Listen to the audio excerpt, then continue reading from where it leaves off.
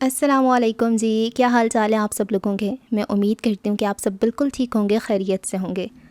آج ہم جو لانگ ناول پڑھنے والے ہیں اس کا نام ہے رکھیل، اور اس کے مصنف ہیں ریاض عاقب کولر۔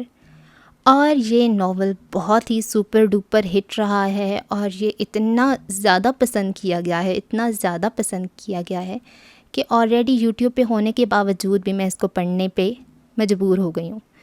کس ٹائپ کا ناول ہے وہ تو اتنا کوئی ایگزیکٹ میں نہیں بتا سکتی، پر میں آپ کو اتنا ضرور بتا سکتی ہوں گارنٹی دے کے کہ یہ بہت ہی عمدہ ناول ہونے والا ہے، اور شاید آپ کا یہ one of the favourite novel ہو جائے۔ تھوڑا سا اس کا جانرا الگ ہے، ہماری جو فینٹیسی بیسڈ ناول ہوتے ہیں، مطلب ایک رومانٹک ٹائپ کے ناولز ہوتے ہیں، یہ ویسا نہیں ہے۔ اس میں ورڈنگ ہے کچھ بہت ہی بولڈ بھی ہے، کچھ غنڈہ ٹائپس ہیں، گینگسٹرز ہیں، اور جیسے کہ نام سے ہی ہے اس کا رکھیل، تو اس ٹائپ کا بھی اس میں کچھ سین ہو سکتا ہے۔ میں نے اس کی ایک ہی ایپیسوڈ پڑھی ہے اور یقین مانیں بہت اچھا ہے، ٹرسٹ می۔ جلدی سے ناول کا آغاز کرتے ہیں۔ اس سے پہلے اگر آپ چینل پہ پہلی بار آئے ہیں اور آپ نے ابھی تک اس کو سبسکرائب نہیں کیا ہوا تو وہ کائنڈلی کر دیں، بہت شکریہ۔ چلیں جی ناول کا آغاز کرتے ہیں۔ ہائے ہائے، بشریٰ خاتون اپنی چھاتی پیٹتے ہوئے بیٹی کی لاش سے لپٹ گئی۔ آگ لگے تیری صورت کو، تو پیدا ہوتے ہی کیوں نہ مر گئی ڈائن، کھا گئی اپنے اکلوتے بھائی کو۔ ہائے او ربا، مجھے پتا ہوتا پیدا ہوتی ہی تمہارا گلا گھونٹ دیتی، تمہیں زندہ درگور کر دیتی۔ ہائے میرا بھولا بھالا شہزادہ، ہائے ہائے۔ اس کی سینہ کوبی اور آہوزاری جاری رہی۔ وہ بھی گھر کے ایک کونے میں گھٹنوں میں سر دیے بیٹھی خاموشی سے روتی رہی۔ ماں تو اسے کوس کر برا بھلا کہہ کر دل کی بھڑاس نکال رہی تھی۔ وہ کسے کوستی، کس کو برا بھلا کہتی؟ اگر ماں کا اکلوتا بیٹا قتل ہوا تھا تو وہ اس کا بھی تو اکلوتا بھائی تھا، اور اس نے کون سا کسی سے محبت کی پینگیں بڑھائی تھیں یا کسی سے ناجائز تعلقات رکھے تھے جو وہ شرمندہ ہوتی؟ وہ تو خود ایک عذاب میں پھنسی ہوئی تھی۔ اس دور میں بھی کراچی جیسے شہر میں جنگل کا قانون رائج تھا۔ ایک غنڈے کو پورا حق حاصل تھا کہ وہ طاقت کے بل بوتے پر کسی لڑکی کی زندگی اجیرن کر دے، اسے ہر وقت چھیڑتا رہے اور احتجاج کرنے پر اس کے بھائی کو بھی قتل کر دے۔ دلاور شیخ نے یہی تو کیا ہوا تھا ان کے ساتھ۔ سرے بازار اسے روک کر وہ ببانگ دہل کہتا تھا، بی اے کر لے بیبی، پھر تمہیں میری بیوی بننا ہے، اور اگر اس سے پہلے کوئی رشتہ لے کر تمہارے گھر آ گیا تو خود تو جان سے جائے گئی، تمہارے بی اے کرنے میں بھی رکاوٹ ڈال دے گا۔ وہ اس کا کچھ بھی نہیں بگاڑ سکتی تھی، بس خوف سے لرزتی کامتی ماں کی گود میں پناہ لینے گھر کو دوڑ پڑتی۔ 12ویں کلاس کی لڑکی کی عمر ہی کتنی ہوتی ہے؟ پھر باپ کا سایہ سر پر نہ ہونے کی وجہ سے خود کو اور بھی غیر محفوظ محسوس کرتی۔ دلاور شیخ کا تو نام ہی خوف کی علامت تھا۔ دکاندار باقاعدگی سے اسے بھتہ دیا کرتے۔ چوں چرا کرنے والے کی بوری میں بند لاش سڑک کے کنارے پڑی ملتی، کسی گندے نالے میں ڈوبی ملتی، یا ساحل سمندر پر اپنی تقدیر پر نوئے خواہ نظر آتی۔ پولیس والوں کو بھی اپنے گھر والے اور نوکری عزیز تھی، اس لیے تو جب وہ ماں کو لے کر تھانے دار کے پاس گئی تو اس نے پوری توجہ سے ان کی بات سن کر کہا تھا، فکر نہ کرو مائی، ہم اس سے بات کر لیتے ہیں، مگر بہتر یہی ہوگا کہ تم لوگ یہ علاقہ چھوڑ کر کہیں چلے جاؤ۔ وہ ایک طاقتور شخص ہے، اور اس کی پشت پر ایک بااثر شخص موجود ہے جس کا وہ کافی لاڈلا ہے۔ قانون کا محافظ انہیں ایسے مشورہ دے کر گویا باور کرا رہا تھا کہ وہ اس معاملے میں بے بس تھا، ورنہ پولیس والے مجرموں سے بات چیت نہیں کیا کرتے، ان کی سرکوبی کرتے ہیں۔ یہاں تھانے دار کہہ رہا تھا کہ وہ اس سے بات کر لے گا، گویا اس کی منت سماجت کرے گا، اور ایسے لوگ منت سماجت سے نرم نہیں پڑا کرتے۔ جس کے ہاتھ میں اختیار آ جائے وہ خود کو خدا سمجھنے لگتا ہے۔ اسی اختیار نے شداد کو اللہ پاک کے مقابل لا کھڑا کیا، اسی اختیار نے ابو جہل کو اپنی جہالت پر ثابت قدم رکھا، اور یہی وہ اختیار ہے جس کی وجہ سے آج امریکہ نے دنیا کو تباہی کے دہانے پہ لا کھڑا کیا ہے۔ جس درجے کا اختیار ہو اس درجے کی منمانی کی جاتی ہے۔ کہاوت ہے کہ موچی کو اختیار ملا اور اس نے چمڑے کا سکہ جاری کر دیا تھا۔ دلاور شیخ کے پاس بھی ایک بااثر شخصیت کی چمچہ گیری کے باعث اتنا اختیار آ گیا تھا کہ وہ ایک غریب لڑکی کی زندگی اجیرن کر سکتا تھا، جس کا قصور صرف اتنا تھا کہ وہ خوبصورت تھی۔ یہی خوبصورتی اگر صاحب اختیار اور امراء کے گھر جنم لے لے تو باعث روب بن جاتی ہے، اور اگر غریب کے گھر جنم لے لے تو تماشا اور دیکھنے کی چیز۔ بقول شاعر، اچھی صورت بھی کیا بری شے ہے، جس نے ڈالی بری نظر ڈالی۔ اگر وہ معمولی شکل یا قبول صورت ہوتی تو اسے ان حالات کا سامنا تو نہ کرنا پڑتا۔ محلے کے آوارہ لڑکوں کو اس سے عشق کا شوق چڑھا تو اسکول کے لڑکے بھی آہیں بھرتے نظر آئے، اور جب دلاور شیخ جیسے غنڈے کی نظر پڑی تو تمام اپنا سا منہ لے کر رہ گئے۔ وہ ایک باحیا، با عزت اور خوددار لڑکی تھی۔ اسے نہ تو محلے کے آوارہ لڑکوں کی پرواہ تھی اور نہ اسکول میں موجود عشاق کی۔ بے نیازی، بے دہانی اور خاموشی سے کام لے کر ایک شریف لڑکی ایسے بغیرتوں کو اپنے کام سے کام رکھنے پہ مجبور کر سکتی ہے؟ یوں بھی بھونکنے والا کاٹا نہیں کرتے، اور شریف لڑکیوں کو چھیڑنے والے آوارہ سگھی کی طرح تو ہوتے ہیں جن کا کام ہی بھونکنا ہوتا ہے۔ لیکن اس کی بدقسمتی کہ اسے کاٹنے والا کتا ٹکرا گیا تھا۔ دلاور شیخ اس محلے بلکہ آس پاس کے 2-3 محلوں کا بے تاج بادشاہ تھا۔ وہاں کے لوگ اس کے منہ لگنے سے گریز کیا کرتے، کیونکہ ایسے غنڈوں کے خلاف نہ تو پولیس میں کوئی سنوائی ہوتی ہے اور نہ کوئی عدالت ہی انصاف مہیا کر سکتی ہے۔ کرائے کے وکیل، کرائے کے گواہ اور خریدے ہوئے جج بھلا غریبوں کی کیا مدد کریں گے؟ اس کی ماں بھی یہ بات اچھی طرح جانتی تھی کہ وہ دلاور شیخ کے اختیار سے بھی واقف تھی۔ رہی صحیح کثر تھانے دار کی باتوں نے پوری کر دی تھی، اس لیے اس نے حت الوسع یہ بات اپنے جوان بیٹے سے چھپائی رکھی۔ مگر کب تک؟ ایک دن جب وہ روتی لرزتی کامتی گھر میں داخل ہوئی تو بڑا بھائی مزدوری نہ ملنے کے باعث پہلے سے گھر میں موجود نظر آیا۔ وہ گھروں میں رنگ و روغن کا کام کیا کرتا تھا۔ چھوٹی اور لاڈلی بہن کی حالت دیکھتی تڑپ اٹھا۔ وہ بھی ایک غیر مرد کی بیہودہ گفتگو سن کر غصے اور خوف سے کھولتی ہوئی گھر پہنچی تھی۔ ماں کی آنکھوں کے اشارے سمجھے بغیر اس نے روتے ہوئے ساری بات بھائی کے سامنے اگل دی۔ بھیا، وہ کمینہ مجھے روز تنگ کرتا ہے، کبھی کالج کے دروازے پہ روک لیتا ہے، کبھی گلی کی نکڑ پر اور کبھی بازار میں بیہودہ اور گندی گندی باتیں کرتا ہے۔ فلمی ہیرو کی طرح بھڑکے مار کر محبت کا اظہار کرتا ہے، کہتا ہے میرے BA کرتی زبردستی مجھ سے شادی کر لے گا، اگر اس سے پہلے میرا رشتہ لے کر کوئی آیا تو اسے جان سے مار کر اسی وقت مجھے بیوی بنا لے گا۔ کون ہے وہ بدبخت؟ اس کا بھائی شاہ نواز غصے میں کانپتا ہوا چارپائی سے کھڑا ہوا اور آگے بڑھ کر اسے اپنے ساتھ لپٹاتے ہوئے بولا، جب تک میں زندہ ہوں میری گڑیا کی طرف کسی نے میلی آنکھ سے بھی دیکھا تو وہ آنکھ جسم کا حصہ نہیں رہے گی۔ دلاور شیخ، اس نے سسکیاں لیتے ہوئے اس گھنٹے کا نام لیا۔ شاہ نواز فوراً گھر سے باہر نکل گیا۔ ماں نے اسے روکنے کی بڑی کوشش کی، مگر بیٹیوں کی طرح لاڈلی بہن کی آنکھوں میں نظر آنے والے آنسو دیکھ کر وہ اپنے حواس کھو بیٹھا تھا۔ وہاں سے وہ بھاگتی ہوئی دلاور شیخ کے اڈے پر پہنچا، مگر واپسی پر اسے ایک ہمدرد رکشہ والا لے کر آیا تھا۔ دلاور شیخ کے اڈے کے سامنے اس کی بے یار و مددگار پڑی لاش کو اس ڈرائیور نے اس لیے رکشے میں ڈالنے کی ہمت کی تھی کہ وہ ان کا دور پار کا رشتہ دار تھا۔ 2-3 گھنٹے پہلے بہن کو چھیڑنے والے کو عبرت کا نمونہ بنانے کا دعویدار دلاور شیخ کا تو کچھ نہیں بگاڑ سکا تھا، البتہ اپنی جان دے کر کم از کم بغیرتی کی زندگی جینے سے بچ گیا تھا۔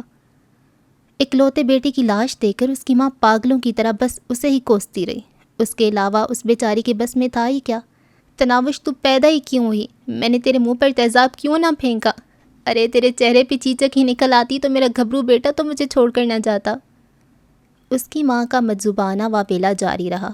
محلے کی 2-3 بوڑھی عورتیں اسے سنبھالنے کی کوشش کرنے لگیں، مگر جوان بیٹے کی موت کوئی معمولی صدمہ نہیں تھا کہ وہ کسی کی بات سمجھنے کے قابل ہوتی۔ روتی، سینہ کو بھی کرتی، وہ کسی بات نہیں سن رہی تھی۔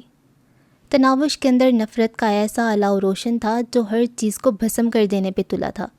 باپ جیسے بھائی کی موت اسے بھی ہضم نہیں ہو رہی تھی۔ گھٹنوں میں سر دیے بس اپنے پروردگار سے شکوہ کنا رہی۔ کبھی کبھی وہ خودکشی کا سوچنے لگتی کہ اس کے مرنے کے بعد کم از کم اس کی ماں کو تو سکون آ جائے گا، مگر خود کو حرام موت کے حوالے کر کے اور اپنی آخرت برباد کر کے اسے کیا ملتا؟ دلاور شیخ تو اسی طرح دندناتا پھرتا، اس کے بعد کسی اور غریب لڑکی کی عزت کے در پہ ہو جاتا، جبکہ وہ اسے عبرت ناک موت مارنا چاہتی تھی۔ کوئی ایسا طریقہ ہوتا کہ وہ اسے اپنے سامنے ایڑیاں رگڑتے دیکھ سکتی، مگر یہ ناممکن تھا۔ نہ تو قانون کے پاس اتنی طاقت تھی کہ دلاور شیخ پہ ہاتھ ڈال سکتی، اور نہ کوئی ایسا تھا جو دلاور شیخ کو ہلاک تو کیا صرف انہیں ہی دلاور کے شر سے بچا سکتا۔ جنازہ اٹھا اور ماں بیٹیاں تڑپ تڑپ کر غش کھا کر گر پڑیں۔ محلے کی عورتوں نے بڑی مشکل سے انہیں سنبھالا۔ ہوش میں آ کر بشرا خاتون کا وویلا پھر شروع ہو گیا اور تناوش گھٹنوں میں سر دے کر دوبارہ اللہ پاک سے شکوہ شکایت کرنے لگی۔ اس کے علاوہ ان کے بس میں تو کچھ بھی نہیں تھا۔ رات کے گہرے ہوتے ہی محلے والیاں آہستہ آہستہ رخصت ہونے لگیں۔ ایک ہمدردان ان کے لیے کھانا لے آیا، مگر ماں بیٹی نے کھانے کی طرف آنکھ اٹھا کر بھی نہیں دیکھا تھا۔ مجبوراً کھانا وہیں رکھ کر وہ بھی تسلی کے چند بول ضائع کر کے رخصت ہو گیا۔ رات گئے، ماں کی ممتا نے جوش مارا اور بشریٰ خاتون نے گھٹنوں میں سر دیے بیٹھی تناوش کو اپنی آغوش میں سمیٹ لیا۔ اسے بے تحاشا چومتی ہوئے وہ روتی گئی۔ میری گڑیا، میری لاڈلی شہزادی، میری چندہ، بس کرو، نہ رو، تمہاری ماں زندہ ہے اب تک۔ ماں کی شفقت پا کر وہ بلک بلک کر رو پڑی تھی۔ بشریٰ خاتون اسے مناتی رہی، دلاسے دیتی رہی۔ وہ ماں کی لاڈلی ہی تو تھی، اور بھائی کی موت میں اس کا کوئی قصور بھی تو نہیں تھا۔ نہ تو اس نے اپنی صورت خود بنائی تھی اور نہ کسی کے ساتھ کوئی ایسا تعلق رکھا کہ اسے مورد الزام ٹھہرایا جاتا۔ ماں بیٹی ایک دوسرے سے لپٹے روتی رہیں، اور مال قرض و سما یہ سب کچھ تحمل سے دیکھتا رہا، کیونکہ عزت و جلال کے مالک نے دنیا کو دارالعمل بنایا ہے، دارالجزا نہیں بنایا۔ اگر دنیا کو بدلے کی جگہ بنا دیتا تو اب تک دلاور شیخ کی بوٹیاں چیل کووں نے کھا لی ہوتیں۔ اس کے پاس کس چیز کی دیر تھی؟ وہ تو بس کن کہتا اور سب کچھ ہو جاتا۔ اس کے ساتھ یہ بھی حقیقت ہے کہ ذات و بابرکت نے ہر کام کا ایک مقرر وقت کیا ہے، اور اس سے پہلے وہ کام نہیں ہو سکتا۔ برے کام کا نتیجہ برا ہوا کرتا ہے، مگر اس نتیجے نے ظاہر کب ہونا ہے یہ اس مالک کو ہی معلوم ہے۔ اگلے دن تعزیت کے لیے آنے والی عورتوں کا تانتا بندہ رہا۔ پڑوسیوں کی بیٹھک میں مردوں کے بیٹھنے کی جگہ بھی بنائی گئی۔ چونکہ وہاں بیٹھنے کے لیے گھر کا کوئی مرد موجود نہیں تھا، اس لیے جاننے والے خود بشریٰ خاتون کے پاس آ کر تعزیتی کلمات کہتے رہے۔ محلے کی مسجد کا امام مولوی محبوب الہی بھی تعزیت کرنے آیا تھا۔ تناوش کے سر پہ ہاتھ رکھ کر اس نے تسلی بھرے کلمات کہے، اللہ پاک کی رضا میں راضی رہنے کے فوائد پر روشنی ڈالی، اور آخر میں بشریٰ خاتون کو مخاطب کر کے مشورہ دینے لگا، بشریٰ بہن، یہ موقع ایسی بات کرنے کا تو نہیں ہے، لیکن بہتر ہوگا کہ اگر کسی میڈیا کے نمائندے سے مل کر اس سے اپنے مسئلہ آگاہ کرو تو شاید اس بدبخت سے تناوش بیٹی کی جان چھوٹ جائے۔ اگر میڈیا پر یہ خبر چل پڑی تو یقیناً کوئی نہ کوئی حل نکل آئے گا۔ میں بھی کوشش تو کروں گا، اگر محلے والوں نے ساتھ دیا تو ہم باقاعدہ احتجاج کریں گے تاکہ کسی طرح صاحب اقتدار تک یہ بات پہنچ جائے۔ مولوی صاحب کا مشورہ رد کرنے کے قابل نہیں تھا۔ انتقام میں جلی بھنی بشریٰ اگلے ہی دن ایک میڈیا آفس پہنچ گئی تھی۔ آفس سے باہر ہی اسے ایک بند بیگن مل گئی۔ وہ خبروں کی تلاش میں کہیں جا رہے تھے۔ اس کی بات سن کر میڈیا کا نمائندہ بڑے جوش سے اس کے ہمراہ ہو لیا تھا، مگر گھر پہنچنے پر ایک حیرت ان کی منتظر تھی۔ دلاور شیخ اپنے گرگوں کے ساتھ وہاں پہلے سے کھڑا تھا۔ اسے کسی نے یہ خبر پہنچا دی تھی کہ مولوی صاحب کے کہنے پر بشریٰ خاتون میڈیا سے رابطہ کرنے نکل پڑی ہے۔ بشریٰ کو 2-3 ننگی گالیاں بکنے کے بعد دلاور شیخ اپنے گرگوں کے ساتھ میڈیا والوں پر پل پڑا۔ وہ 3 آدمی تھے، ڈرائیور، کیمرہ مین اور رپورٹر۔ ان تینوں کو کھینچ کر دلاور کے غنڈے ساتھی ویگن سے باہر لے آئے۔ تو تم میں سے کتنوں کی وادیاں کالج اسکول جاتی ہیں؟ انہیں ایک قطار میں کھڑا کر کے دلاور کی زبان غلاظت اگلنے لگی۔ رپورٹر تھوک نگلتے ہوئے بولا، دیکھیں جناب، آپ اچھا نہیں کر رہے، ہم عوام کی خدمت کار ہیں، اور ایسی کی تیسی تمہاری خدمت کی۔ دلاور نے اس کے منہ پر زوردار تھپڑ رسید کرتی ہوئے اسے بات مکمل نہیں کرنے دی تھی۔ دلاور کا بھاری تھپڑ کھا کر اس نے ایک جانب منہ کر کے خون تھوکا اور سر چکا لیا۔ یہ پہلی بار ہے کہ میں فقط تنبیہ کر رہا ہوں، اگر اس کے بعد تم میں سے کوئی اس کے گھر یا گھر والوں کے قریب پھٹکتا نظر آیا، اس کی شلوار اتار کر اس کے سر پہ باندھ دوں گا، اور اس کے گھر کی خواتین کے جسم پہ شلوار تو کیا، قمیض بھی نہیں چھوڑوں گا۔ غلطی ہو گئی مائی باپ۔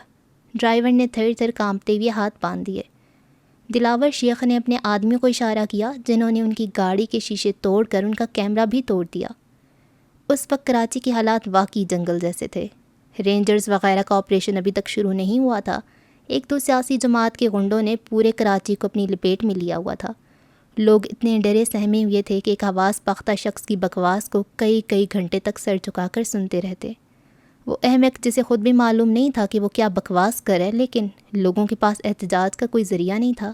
میڈیا والوں کا بس بھی انہی کمزوروں پر چلتا ہے جو اپنی صفائی میں کچھ نہیں کہہ سکتے۔ بڑی مچھلیوں کے خلاف وہ بھی زبان نہیں کھول سکتے۔ کراچی میں ملنے والی ہر بوری بند لاش کے پیچھے کس کا ہاتھ ہے، بھتہ وصول کرنے والے کون ہیں، ٹارگٹ کلرز کا تعلق کس لابی سے ہے، یہ اور ان جیسے بہت سارے سوالوں کے جوابات معلوم ہوتے ہوئے بھی وہ ان سب کو نامعلوم افراد کے کھاتے میں ڈال دیتے ہیں۔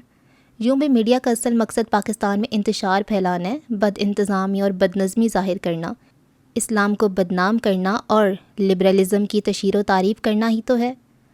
میڈیا والوں کے بھاگتے ہی دلاور شیخ ان کے گھر میں گھس گیا۔ بدقسمتی سے مولوی محبوب الہی وہاں موجود تھا۔ بزرگو، سنے میرے خلاف کوئی محاذ کھو رہے ہو؟ بارش عمر رسیدہ مولوی کے سامنے کھڑے ہو کر دلاور شیخ نے گھٹیا لہجے میں کہا۔ تناوش اس وقت زمین پر بچھی دری پر بیٹھی نفرت بھری نگاہوں سے اس کریہ و شکل شخص کو گھور رہی تھی جو اس کے لیے مبغوض ترین شخص تھا۔ دن میں جانے وہ کتنی بار اس پہ لعنت بھیجا کرتی۔ اسے دردناک موت کے حوالے کرنا تناوش کی ایسی خواہش تھی جس کے بعد ہی اس کی زندگی میں کسی دوسری خواہش کا نمبر آتا تھا۔ دلاور، اللہ کے عذاب سے ڈرو، کیوں اس یتیم بے سہارا بچی کے پیچھے پڑا ہے؟ تو ان کا ماما لگتا ہے سالے۔ اس کی سفید داڑھی سے پکڑ کر دلاور نے کھینچ کر زمین پہ پٹخا۔ تناوش سے برداشت نہیں ہوا تھا، وہ بھاگ کر مولوی صاحب کے قریب پہنچی۔ تم جیسے بہادر بس کمزوروں پر ہی ہاتھ اٹھا سکتے ہیں، غصے بھرے لہجے میں کہتے وہ مولوی صاحب کو سہارا دے کر اٹھانے لگی۔ ہا دلاور نے مکروہ انداز میں کہہ کر لگایا۔ تو کوئی طاقتور ڈھونڈ کر لے آؤ بیبی، یہاں تو سبھی دلاور شیخ سے کمزور ہیں۔ اللہ پاک تو کمزور نہیں ہے دلاور۔ مولوی محبوب الہی نے غم و غصے سے کانپتے ہوئے اسے سب سے طاقتور ذات کا حوالہ دیا۔ تو میں کون سا اللہ پاک کے ساتھ لڑ رہا ہوں؟ میں تو تم جیسے کیڑے مکوڑوں سے مخاطب ہوں۔ اللہ کے ہاں دیر ہے، اندھیر نہیں ہے دلاور۔ مولوی محبوب الہی نے اسے اللہ پاک کے غضب سے ڈرایا۔ سن بے مولوی، یہ واز مسجد میں بیٹھ کر سنانا، میں یہاں تیرے واز سننے نہیں آیا۔ اور یاد رکھنا، اگر اس کے بعد میرے خلاف کوئی بھی قدم اٹھانے سے پہلے کالے برقے والی کو گھر بٹھا لینا، شاید نہ ہم کلاس میں ہے، شکل کا تو پتہ نہیں مگر چال دیکھ کر لگتا ہے وہ بھی میرے ہونے والی بیگم کی طرح ہی ہوگی۔ دلاور شیخ نے غلیظ انداز میں مولوی صاحب کو اس کی بیٹی کا حوالہ دے کر دھمکی دی۔ تو اللہ پوچھے گا دلاور، تم پر ضرور اللہ پاک کا غضب ہوگا۔ آنسو بہاتے ہوئے محبوب الہی وہاں سے سر جھکا کے چل پڑا۔ اپنی معصوم بیٹی کا نام ایک غلیظ گنڈے کے ہونٹوں سے سن کر اس کی ہمت جواب دے گئی تھی۔ گاؤں والوں نے پہلے ہی دلاور شیخ کے خلاف کوئی کارروائی کرنے سے انکار کر دیا تھا۔ بھرے پورے محلے میں سینکڑوں کی تعداد میں جوان مرد موجود تھے اور ان پر دلاور شیخ چند گنڈوں کی مدد سے حکومت کر رہا تھا، کیونکہ وہ اکٹھے نہیں تھے، سب کے اپنے غم اور اپنی ترجیحات تھیں۔ مسلمانوں کی مثال ایک جسم کی سی ہے کہ ایک مسلمان کا دکھ درد سب کا دکھ درد ہوتا ہے، مگر یہاں ایسی کوئی بات نہیں تھی، ہر ایک کو اپنی پڑی تھی۔ بشریٰ خاتون کے گھر پہ آنے والی مصیبت کو اسی نے جھیلنا تھا۔ اگر اس ایک کی مصیبت کے خلاف تمام محلہ ایکا کر کے دلاور شیخ کے سامنے آ جاتا تو وہ ان کا کچھ بھی نہیں بگاڑ سکتا تھا، لیکن بشریٰ کے لیے دوسرا کوئی بھی اپنی پرسکون زندگی میں زہر نہیں گھولنا چاہتا تھا۔ ایک غریب مولوی نے لوگوں کو اکٹھا کرنے کی جرات کی اور اسے سب لوگوں کے سامنے تماشا بنا دیا گیا۔ مولوی صاحب کی بیٹی کو پڑنے والی دھمکی محلے بھر کے والدین کی جوان بیٹیوں کو دھمکی تھی۔ جو شخص مولوی محبوب الہی جیسے سفید ریش اور باعزت شخص کے سامنے اتنے گھٹیا انداز سے پیش آ سکتا تھا، اس کا سلوک عام لوگوں کے ساتھ کیسا ہوتا؟ ابے مولوی، آخری بات سنتا جا، میں جانتا ہوں تم کیوں ماں بیٹی کی مدد کرنے پر ادھار کھائے ہوئے ہو۔ بشریٰ خاتون ابھی تک خوبصورت ہے اور تمہاری کافی عرصے سے بیچاری بیوہ پر نظر ہے۔ تم بھی کچھ خدا کا خوف کھاؤ، تمہیں ایسی حرکتیں زیب نہیں دیتی۔ اگر زیادہ جوانی چڑھی ہے تو اس سے شادی کر لو، جیسے میں اس کی بیٹی سے شادی کرنے والا ہوں۔ دلاور شیخ اپنے غلیظ ہونٹوں سے غلاظت ہی اگل سکتا تھا۔ مولوی محبوب الہی کے پاس اس کی گندی باتوں کا کوئی جواب نہیں تھا۔ وہ غم و غصے اور دلاور کی توہین آمیز سلوک سے لرزتا کانپتا ان کے گھر سے نکل گیا۔ یہ باقی لوگ کھڑے کیا تماشا دیکھ رہے ہیں؟ دفع ہو جاؤ یہاں سے۔ وہ وہاں موجود باقی لوگوں پر برس پڑا۔ تمام کان دبائی ہوئے ان کے گھر سے نکل گئے تھے۔ سن لے بڑھیا، تیرے عاشق کو تو اس کی اوقات یاد دلا دی ہے، آئندہ تم بھی ذرا ہوش میں رہنا، یہ نہ ہو مجھے شادی سے پہلے ہی تمہاری بیٹی سے سہاگ رات منانا پڑے۔ اس کی بات سن کر اس کے آدمیوں نے گھٹیا انداز میں کہہ کر لگایا۔ بشریٰ خاتون وہ ذلت آمیز باتیں سن کر بس ہی دل میں اللہ پاک کو پکار کر رہ گئی۔ اس کی نم آلود آنکھیں آسمان کی طرف اٹھ گئی تھیں۔ اس کے لیے بھائی کا غم اتنا چھوٹا نہیں تھا کہ جلدی زائل ہو جاتا، مگر زندگی کسی کے غم اور دکھ کی وجہ سے رکا نہیں کرتی۔ یہ تو بہتے دریا کی صورت ہر دم رواں دواں رہتی ہے، نہ تو خوشی کے انبار اس کی راہ میں رکاوٹ ڈال سکتے ہیں اور نہ غم کے پہاڑ اس کا راستہ روک سکتے ہیں۔ زندگی اسی ڈگر پہ چلتی رہی۔ اس نے دوبارہ کالج جانا شروع کر دیا تھا۔ کالج ان کے گھر سے 1.5-2 کلومیٹر دور تھا اور یہ سارا راستہ پیدل ہی طے کیا کرتی تھی۔ نہ تو اس کے پاس رکشے کا کرایہ ہوتا اور نہ بس کا۔ پہلے تو بھائی کی وجہ سے ان کی گزر بسر ہو جایا کرتی تھی، اب تو وہ بھی نہیں رہا تھا۔ اس کا باپ ایک سرکاری محکمے سے ریٹائرڈ ہوا تھا، اس کی محدود پینشن سے گھر کا گزارا نہیں چل سکتا تھا۔ بیٹے کی ناگہانی وفات کے بعد بشریٰ خاتون نے محلے کے متمول افراد کے ہاں کام کرنا شروع کر دیا تھا۔ 2-3 گھروں کے برتن بھانڈے دھو کر اور گھر کی جھاڑ پونچھ کر کے وہ اتنا کچھ مل جاتا تھا کہ وہ زندگی کی گاڑی کو آگے دھکیل سکیں۔ تناوش کی تعلیم جاری رکھنے میں کوئی فائدہ نظر نہیں آ رہا تھا۔ وہ بھی ماں کا ہاتھ بٹانا چاہتی تھی، لیکن ماں بیٹی کو دلاور شیخ کی دھمکی کھائے جا رہی تھی۔ اس نے واضح طور پہ کہا تھا کہ اگر اس نے تعلیم کا سلسلہ منقطع کر دیا تو وہ اسے اٹھا کر لے جائے گا، ورنہ وہ اپنی بیوی کو BA پاس دیکھنے کا مطمئن نہیں تھا، اور BA کرنے تک وہ اس مصیبت سے جان چھڑائی رکھنا چاہتی تھی۔ اس کے ساتھ یہ بھی حقیقت تھی کہ اس کی ماں بھی اس حق میں نہیں تھی کہ وہ لوگوں کے گھروں میں جھاڑو پونچھا کرے۔ یوں بھی اس کی شکل و صورت ایسی تھی کہ گھر میں موجود مردوں کی نیت خراب ہوتے دیر نہ لگتی۔ کبھی کبھی وہ سوچتی کہ گھر سے کہیں بھاگ جائے، مگر اس کے ساتھ یہ حقیقت اس کی آنکھیں کھول دیتی کہ آخر وہ جائے گی کہاں، اور پھر ایک دلاور شیخ سے جان چھڑا کر شاید اسے کتنے دلاوروں کو بھگتنا پڑے۔ اس کی ماں نے بھی یہی سوچا تھا، لیکن تھوڑی مختلف انداز میں۔ اس نے گھر بیچ کر اپنی بیٹی کے ساتھ بھاگ جانے کا سوچا۔ جن گھروں میں وہ کام کرتی تھی ان میں سے ایک ہمدرد شخص حاجی منظور کو اعتماد میں لے کر اس نے یہ درخواست کر دی کہ ان کے گھر کے لیے کوئی گاہک ڈھونڈا جائے۔ حاجی منظور بھی دلاور شیخ سے خوف زدہ تھا، لیکن یہ کام کوئی اتنا خطرے والا نہیں تھا کہ وہ صاف انکار کر دیتا۔ ٹھیک ہے بشریٰ بہن، میں کوشش کروں گا۔ اس نے اس بات میں سر ہلاتے بھی حامی بھر لی۔ 3 دنوں بعد اس نے بشریٰ کو بتایا کہ اس نے ایک پراپرٹی ڈیلر سے بات کر لی تھی اور وہ کسی بھی وقت ان کے گھر چکر لگا سکتا تھا۔ بشریٰ نے حاجی منظور کا شکریہ ادا کرتے ہوئے کہا، حاجی صاحب اگر ہو سکے تو پراپرٹی ڈیلر کو یہ بتا دیں کہ وہ سپہر کے وقت تشریف لائے کہ اسی وقت میں گھر پہ موجود ہوتی ہوں۔ ٹھیک ہے بہن۔ حاجی منظور اسی وقت موبائل فون نکال کر پراپرٹی ڈیلر کو یہ بات بتانے لگا۔ پراپرٹی ڈیلر اسی دن ان کے گھر آ گیا تھا۔ گھر کو اچھی طرح دیکھ کر اس نے جو قیمت لگائی وہ ان کی امیدوں سے کہیں کم تھی۔ میں اس گھر کے 10 لاکھ روپے سے زیادہ نہیں دے سکتا۔ نامعلوم اسے ان کی مجبوری کے بارے میں معلوم ہو گیا تھا، یا یوں ہی ماں بیٹی کو بے وقوف جان کر وہ کوڑیوں کے مول ان کا گھر ہتھیانا چاہتا تھا۔ بشریٰ خاتون لجاجت سے بولی، بھائی جان ہم غریب ماں بیٹی کا یہی ایک ٹھکانہ ہے، اور اسے بیچ کر ہم اپنے سر چھپانے کے لیے کوئی اور جگہ دیکھیں گے۔ خدارا اتنی کم قیمت نہ لگائیں کہ ہم ایک کمرے کا کوارٹر بھی نہ خرید سکیں۔ وہ کاروباری لہجے میں بولا، بہن جی 12 مرلے کے مکان کی کیا قیمت لگاؤں؟ بھائی یہ قیمت تو اس زمین کی بھی نہیں ہے، جبکہ اس پر 2 پختہ کمرے، برآمدہ، باورچی خانہ وغیرہ بھی بنا ہوا ہے۔ دیکھیں بہن جی، آخری اور حتمی بات کروں گا، اگر پسند نہ آئے تو کسی اور کو بلوا لینا۔ 12 لاکھ روپے دوں گا۔ بھائی جان ہم غریبوں کا کوئی نہیں ہے، اگر آپ نے اونے پونے میں یہ گھر خرید بھی لیا تو ایک دن اللہ پاک کو جان دینی ہے۔ بشریٰ خاتون کی آنکھوں میں آنسو آ گئے۔ محبوب شوہر کا بائی گھر بیچتے ہوئے اس کا کلیجہ حلق کو آ رہا تھا، پھر خریدار اس کے دام ایسے لگا رہا تھا جیسے وہ کوئی جھونپڑی ہی تو ہو۔ بہن جی یہ میرا کاروبار ہے، چند ٹکے میں نے بھی کمانا ہوتے ہیں، اگر آپ کو نہیں پسند تو آپ نہ بیچیں، یوں مجھے آخرت کی دھمکیاں تو نہ دیں، میں آپ سے چھین تھوڑی رہا ہوں۔ میں نے ایسا تو نہیں کہا بھائی جان۔ بشریٰ خفیف سی ہو گئی تھی۔ اس نے حاتم طائی کی قبر پہ لات مارتی ہوئی کہا، اچھا ٹھیک ہے بہن جی 15 لاکھ دے دوں گا۔ بھائی جان ہم ماں بیٹی کو کوئی اندازہ نہیں ہے، میں کل حاجی صاحب سے معلوم کر کے آپ کو بتا دوں گی۔ بشریٰ خاتون اتنی بچی تو نہیں تھی کہ فوراً ہاں کر دیتی۔ 10 لاکھ سے بات شروع کرنے والا اگر 15 لاکھ تک کی آفر کر سکتا تھا تو یقیناً حاجی صاحب کے درمیان میں آنے کی وجہ سے کچھ مزید رقم بڑھا دیتا۔ ٹھیک ہے بہن جی، آپ حاجی صاحب سے پوچھ لیں اور پھر جو فیصلہ ہو مجھے اس نمبر پہ بتا دینا۔ اس نے اپنا تعارفی کارڈ اس کی طرف بڑھا دیا۔ کارڈ لے کر بشریٰ نے کہا، بھائی جی آپ چائے تو پی کر جائیں نا۔ نہیں بہن پھر کبھی سے، کہہ کر وہ ان کے گھر سے نکل گیا۔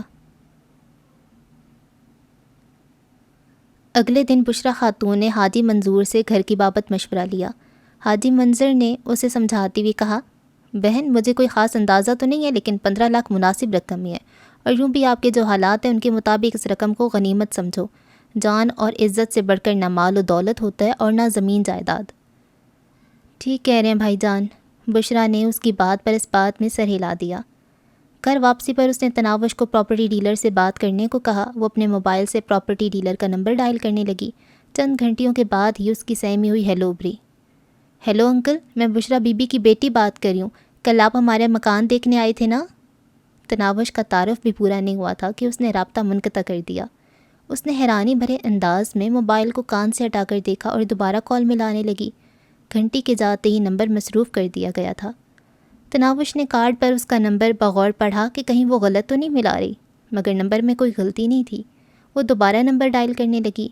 اس مرتبہ پہلے ہی گھنٹی پر کال وصول کر لی گئی اور اس کے کچھ کہنے سے پہلے ہی ریسیور سے ڈری ہوئی آواز برآمد ہوئی۔ مس، آپ مجھے کیوں بار بار کال کر رہی ہیں؟ خدا کے واسطے مجھ سے رابطہ نہ کرو، میری توبہ، میں نے آپ کا گھر نہیں خریدنا۔ چچا جان، کیا ہوا ہے؟ آپ کو معلوم نہیں ہے کہ کیا ہوا ہے؟ وہ غم و غصے سے پھٹ پڑا تھا۔ شاید آپ کو کوئی غلط فہمی ہوئی ہے۔ اس نے بے ربط ہوتی دھڑکنوں پہ قابو پاتے ہوئے دامن امید دراز کیا۔ مجھے کوئی غلط فہمی نہیں ہوئی ہے بی بی جی، دلاور شیخ نامی غنڈوں کے آدمیوں نے مجھے مارنے پیٹنے کے ساتھ دھمکیاں بھی دی ہیں کہ اگر میں نے آپ کا گھر خریدا تو وہ مجھے زندہ نہیں چھوڑے گا۔ میں معذرت خواہ ہوں محترمہ، اور امید ہے اب آپ مجھے کال نہیں کریں گی۔ یہ کہتی اس نے رابطہ منقطع کر دیا۔ کیا ہوا بیٹی؟ بات چیت ختم ہوتی اس کی ماں نے اشتیاق بھرے لہجے میں پوچھا۔ امی جان، اس خبیث تک ہمارے گھر بیچنے کی بات پہنچ گئی ہے۔ اس لانتی کے گرگوں نے بیچارے پراپرٹی ڈیلر کو تشدد کا نشانہ بنایا اور ہمارا گھر خریدنے سے منع کر دیا ہے۔ پتہ نہیں اس موذی سے کب جان چھوٹے گی۔ یا اللہ پاک اس بدبخت کے شر سے ہمیں پناہ دے۔ بشریٰ دونوں ہاتھ اٹھا کر گڑ گڑانے لگیں۔ ان کی نظریں ساری دنیاوی سہاروں سے ہٹ کر آخری اور یقینی سہارے کی طرف اٹھ گئی تھیں۔ اگلے دن اس نے پھر حاجی منظور سے بات کی تھی۔ حاجی منظور کانوں کو ہاتھ لگاتے ہوئے دکھی لہجے میں بولا، میری بہن، میں بے بس اور مجبور ہوں۔ اس خونڈے کو یہ معلوم ہو گیا کہ آپ کے لیے پراپرٹی ڈیلر سے میں نے بات کی تھی۔ کل شام کو اس کا ایک آدمی میرے گھر یہ بتانے آیا تھا کہ یہ میری پہلی اور آخری غلطی تھی، اس کے بعد میرے پاس غلطی کی گنجائش نہیں ہے، اور یہ کہ اگر میں آپ لوگوں کا زیادہ ہی ہمدرد ہوں تو اپنی بیٹی کو دلاور شیخ کے پاس بھیج دوں تاکہ وہ تناوش بیٹی سے دستبردار ہونے کے بارے سوچ سکے۔ بشریٰ صرف حاجی منظور نہیں، تمام محلے والوں کی مجبوریاں جانتی تھی۔ ہر آدمی پہلے اپنے گھر کا سوچتا ہے، اس کے بعد کسی دوسرے کا نمبر آتا ہے۔ یقیناً اپنے پاؤں کا کانٹا دوسرے کے برچھا لگنے سے بھی زیادہ اذیت دیتا ہے۔ اس کے دکھ درد سے زیادہ محلے والوں کو اپنے گھر بار اور اپنی بہنوں بیٹیوں کی فکر تھی۔ وہ یہ نہیں سوچتے تھے کہ آج اگر بشریٰ خاتون کی بیٹی پر ایک موذی آنکھیں گاڑے بیٹھا تھا تو اگلا نمبر ان کی بہن بیٹی کا بھی آ سکتا تھا۔ جس درندے کو انسانی خون کا چسکا لگ جائے وہ بھرے پورے گاؤں پر شب خون مارنے سے نہیں چوکتا۔ اس سے بچنے کے لیے گھر کے دروازے بند کر دینا کافی نہیں ہوتا، بلکہ سب کو مل کر اس کا مقابلہ کر کے اسے فنا کر دینے سے مسئلہ حل ہوتا ہے۔ یہاں دلاور جیسے درندے سے بچنے کے لیے تمام اپنے گھروں کی کنڈیاں لگانے پہ اکتفا کر رہے تھے۔ بشریٰ خاموشی سے گھر لوٹ آئی، اس کا یہ منصوبہ بھی ناکام ہو گیا تھا۔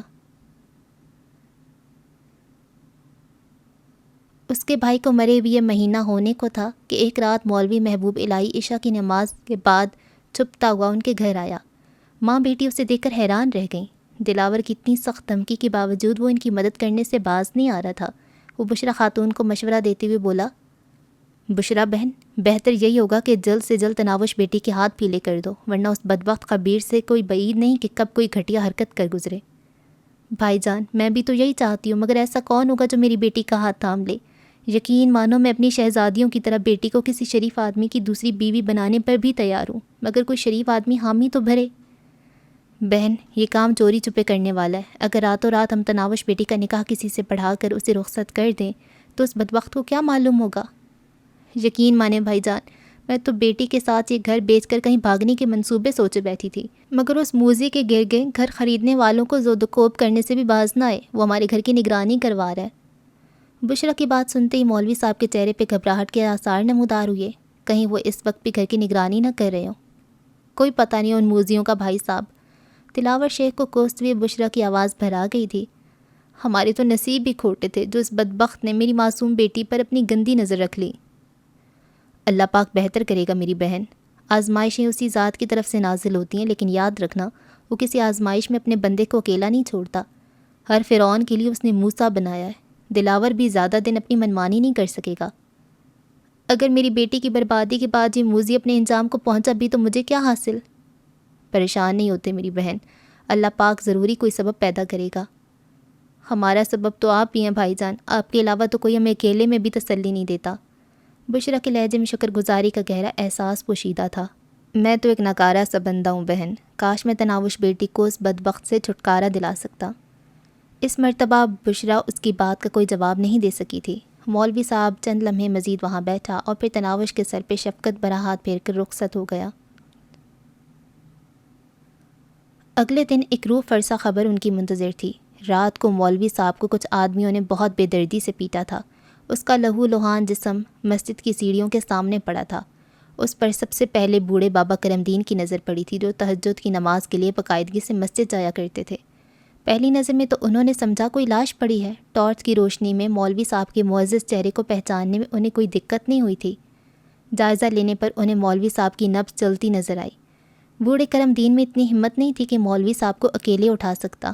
انہوں نے قریبی گھر کے دروازے پہ دستک دی۔ مسجد کے پڑوس میں رہنے والے جہانگیر کی مولوی صاحب سے بہت اچھے تعلقات تھے۔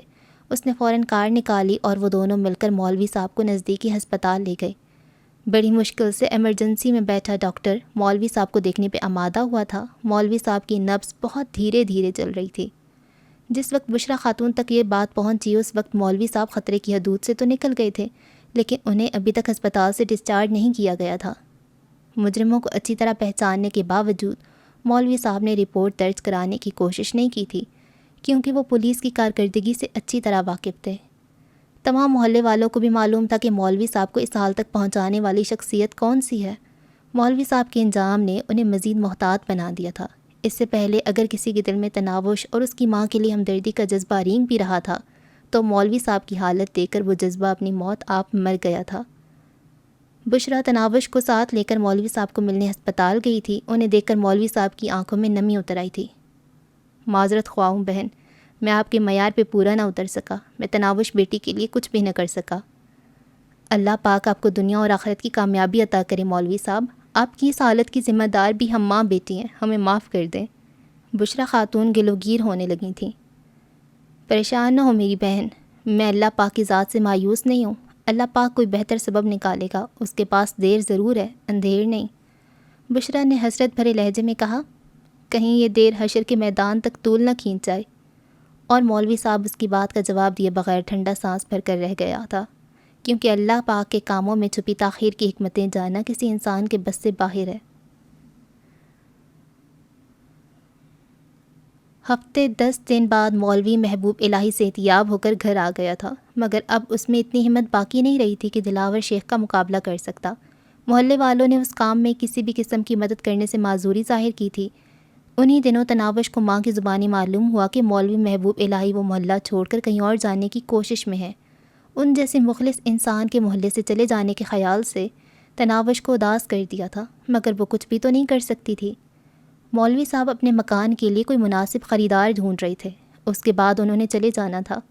مولوی صاحب جیسے مخلص اور نیک شخص کو صرف اس وجہ سے محلہ چھوڑنا پڑ رہا تھا کہ وہ ماں بیٹی کی مدد نہیں کر پائے تھے، اور آنے والے دنوں میں دلاور شیخ کی مزید خباستوں سے آنکھیں چرانے کے لیے وہ اپنا آبائی گھر چھوڑنے پر تیار ہو گئے تھے۔